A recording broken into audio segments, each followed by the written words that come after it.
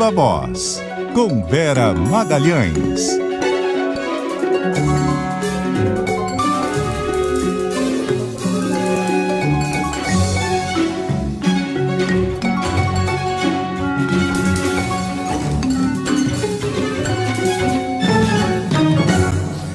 Vera. Oi, Sardenberg, boa tarde para você, para Cássia, para os ouvintes e também para quem nos assiste. Boa tarde, Vera. Vera já nas nossas telas, Cássia, e o assunto é a tramitação do arcabouço fiscal. O relator começa a, enfim, definir o seu relatório. Para explicar aqui aos ouvintes, o projeto vai para o Congresso, para a Câmara dos Deputados, no caso, aí é designado um relator e ele como que refaz o projeto, né? Acrescentando opiniões dos líderes, etc. E como é que está isso? Está batendo do quê, Vera? Pois é, esse substitutivo saiu ontem à noite, Sardenberg, depois de uma série de reuniões. O relator, que é o Cláudio Cajado, ele é do PP, o partido do Arthur Lira, ele divulgou um relatório em que ele, em relação ao que o governo previu, ele aperta os gatilhos, então ele cria uma série de gatilhos para o caso de não cumprimento daquelas metas a que o próprio governo se propõe. E dentro desses gatilhos está a ideia que o governo não queria de que, se o governo não cumprir a meta de superávit primário a que ele se propõe, valem aquelas sanções estabelecidas na Lei de Responsabilidade Fiscal. Então ele está resgatando a Lei de Responsabilidade Fiscal, que tinha sido deixada meio de lado pela proposta de arcabouço fiscal do governo, e dentro dessas sanções está dito num dos artigos da Lei de Responsabilidade Fiscal que, se você não cumprir o superávit primário, as despesas correntes, as despesas fixas, não podem ter reajuste acima da inflação. Então, dentro dessas despesas permanentes, se encontra o Bolsa Família. O governo queria que tivesse sido excepcionalizado o Bolsa Família textualmente, dizer que isso não se aplica ao Bolsa Família. Mas esse foi um ponto em que não houve acordo com o relator. Ele aceitou excetuar a política anual de reajuste do salário mínimo. Então, o reajuste do salário mínimo vai ficar fora do teto, do que o novo teto propõe aí, né, para o que se pode gastar em caso de não cumprimento das metas, mas o Bolsa Família não.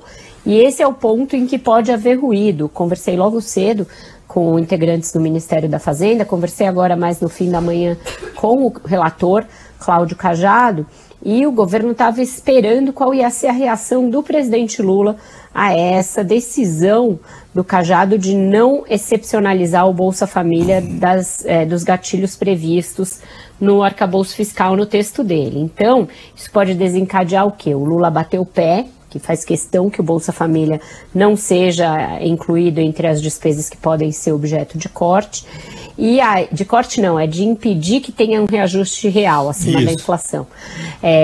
E aí haver um impasse e aí todo mundo começar a apresentar a emenda ao projeto, porque aí pode ser um libera geral e o PT falar, bom, mexeram no Bolsa Família, então agora a gente também está liberado para apresentar a emenda e aí desandar o acordo. Esse é o temor, que essa questão do Bolsa Família seja um impasse tão grave a ponto de desandar todo o resto do acordo que foi feito até aqui para votação, que está prevista para a próxima quarta. Amanhã deve-se votar a urgência no projeto e na próxima quarta, se tudo der certo, se a coisa não se desorganizar, se vota o mérito no plenário da Câmara.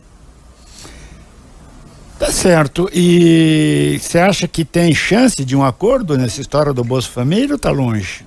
Muita gente do governo entendeu essa insistência do relator e essa teimosia, por assim dizer, em não tirar o Bolsa Família, como aquela tentativa de negociar mais alguma coisa da parte do grupo do Arthur Lira. Então tem essa percepção.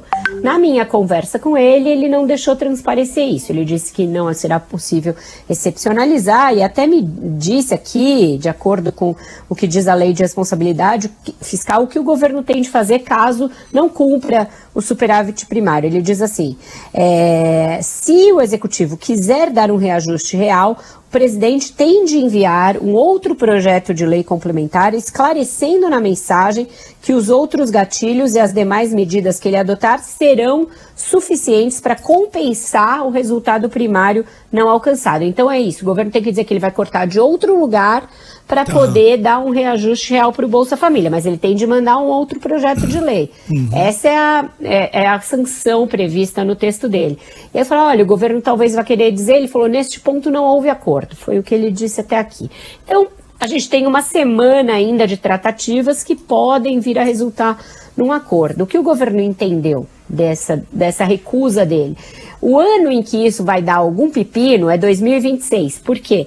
Porque o projeto propõe um aumento gradual do resultado primário, até chegar num superávit no ano de 2026. Então, o ano em que isso não vai ser cumprido é justamente o ano da eleição. Então, seria um jeito de fazer uma amarra no reajuste real do Bolsa Família no ano da eleição. Eles leram assim. Então, vamos ver como essas tratativas vão evoluir. Eu achei que houve uma certa tensão, porque no primeiro momento o governo tinha entendido que ele tinha topado excluir o mínimo e o Bolsa Família das despesas que estão sujeitas às regras da Lei de Responsabilidade Fiscal, mas não foi o que ele fez quando o texto finalmente foi divulgado. Vera, obrigado, Vera. Continuamos amanhã. Isso, ainda vai ter muita água passando embaixo dessa ponte. Exato. Até mais, Vera. Até mais.